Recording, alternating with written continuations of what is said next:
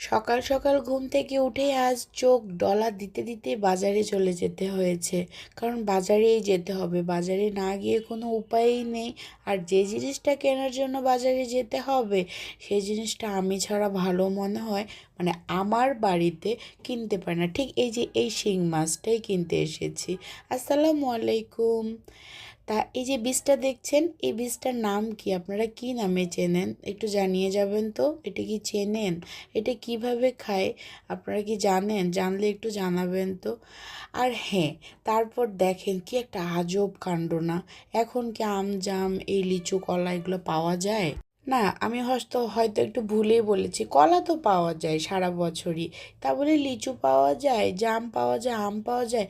মানে কি বলবো, বাজারে গেলে সব কিছুই পাওয়া যায়। আমি বাজারেই যে জাম দেখে বলি যে মামা এটা কিভাবে সম্ভব, হাসে। মানে উনি একটু মুরব্বিই ছিলেন, বলেন এটা অসম্ভবের কি আছে, এখন সব কিছুই সব সময় পাওয়া যায়, এ আর কোনো ব্যাপার না মামা।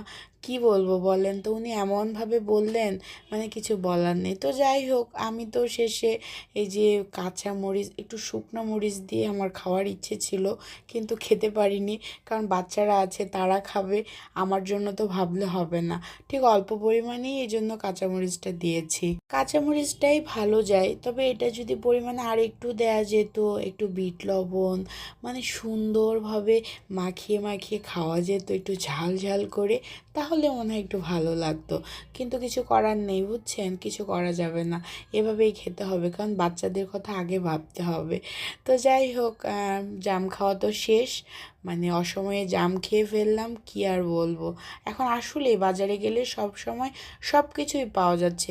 আবার এক জায়গায় এক কোণে দেখলাম আল্লাহ আম আছে তো আছে, মানে আমগুলো এমনভাবে শুকিয়ে আছে, উপরে কালো হয়ে আছে, মানে সুন্দর ভালো একটা বড় সড়ো ফলের দোকানেই দেখে ওগুলো সাজিয়ে রেখেছে। আমি বললাম যে মামা এগুলো এভাবে সাজিয়ে রেখেছে, এগুলো কি সেল হবে?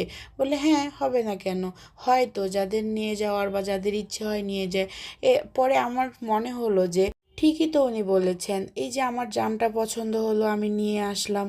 তো এরকম এমনই আছেন অনেকেই যে তাদের এই আমটাই খেতে ইচ্ছে করবে, আমটা ভালো লাগবে, সে আমটাই নিয়ে যাবে, কি আর করার বলেন তো। কিন্তু আমটার অবস্থা খুব খারাপ ছিল, আবার কিছু ভালো ভালোও ছিল। মানে কোথায় ছিল এই আম জাম, আমার না মাথায় আসতেছে না। কিন্তু আমি দেখি, আমি যে কেমন হবে না হবে সেটা পরের কথা, আমি নিয়ে যাই। মানে আমার কাছে কেন জানি একটু অবাকই লেগেছে যে এটা তো অল্প কিছু দিন সময় মানে এই জামটা পাওয়া যায়, কিন্তু এখন কিভাবে এটা সম্ভব। তো কি আর করা, যাই হোক সমস্যা নেই। আমি যে মাছ টাছ নিয়ে আসছি, মাছ নিয়ে আসি, আমার এগুলো কুটা বাছা করতে অনেক সময় লেগে গিয়েছে, আমার এগুলো সন্ধ্যা হয়ে গেছে এই মাছটুকু রান্না করতে করতে। কারণ বাসায় একজন অসুস্থ আছেন যার শিং মাছ খাওয়াটা দরকার। তো ঠিক আছে, আল্লাহ হাফেজ।